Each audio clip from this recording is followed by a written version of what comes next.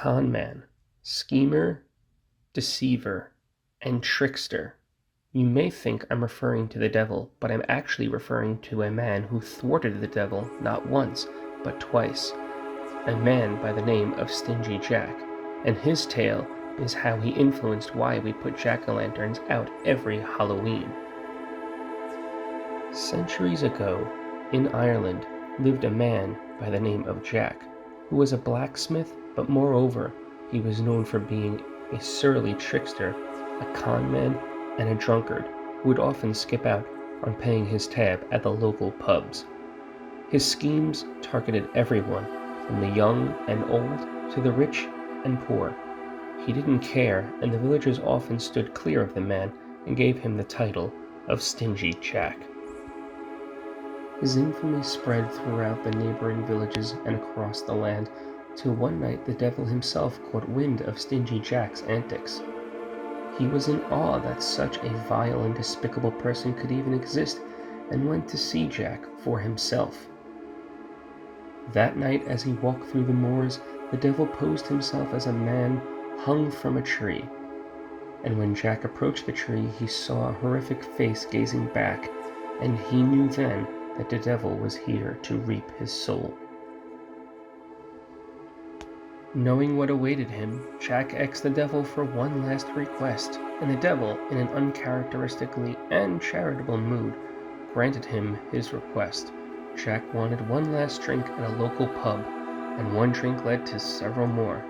When it was time to pay, Jack didn't have any money, so he convinced the devil to use his powers to turn himself into a coin, and when the patrons and bartender weren't looking, he could turn himself back. The devil begrudgingly agreed, and when the devil turned himself into a coin, instead of paying the bartender, Jack placed the coin into his pocket next to a crucifix, which prevented the devil from turning himself back. The devil struggled, but it was all for naught, so he struck a deal with Jack, similar to the Faustian tales who sold his soul for knowledge and power. Jack told the devil to give him 10 more years, and then, when his time would come, he would gladly let the devil claim his soul. With no choice, the devil agreed, and Jack set the devil free. Jack stumbled home drunk one night, only to realize that 10 years had passed, and the devil was ready to collect his soul.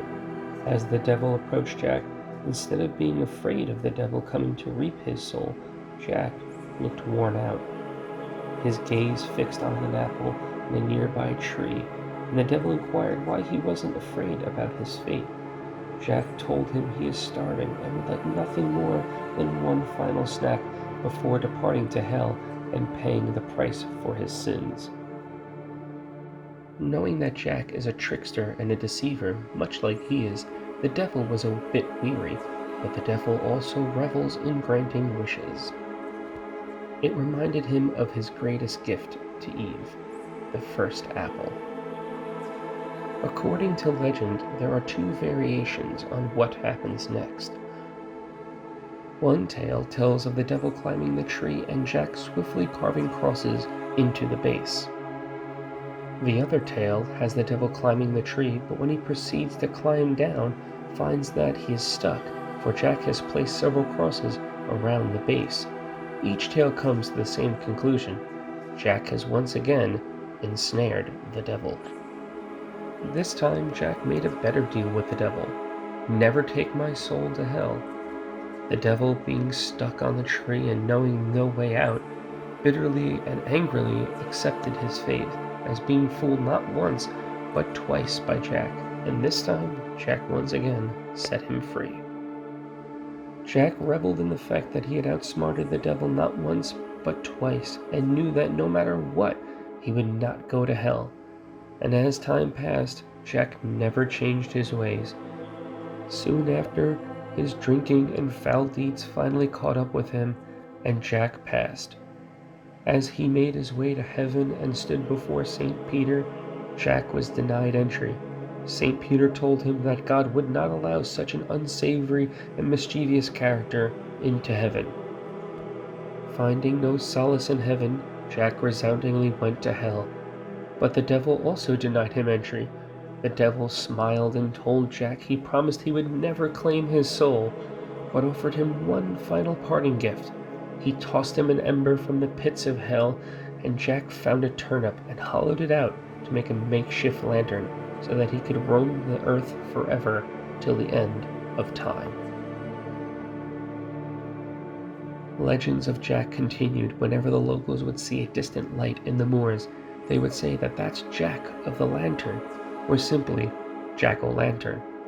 On October 31st, All Hallows Eve, Halloween, when the line between the living and dead is at its thinnest, our ancestors would hollow out turnips and rutabagas, place a candle in them to ward off Jack of the Lantern and other evil spirits. In this drawing, we see an interpretation of Jack of the Lantern from the Megaton series, where the character is known as Pyro Jack, only his head is the pumpkin and he's carrying the lantern, but we can see where the influence comes in the character's design. Other iterations of a similar character come from the tale of Sleepy Hollow and the Headless Horseman. What do you think of this spooktacular story? I personally love Halloween and scary stories, and though this isn't a horrifying story, it is a cautionary tale of what can happen when you play tricks on the devil. Thank you all for watching, and if you're new here, please like and subscribe, and let me know what you think, and I'll see you all in the next video.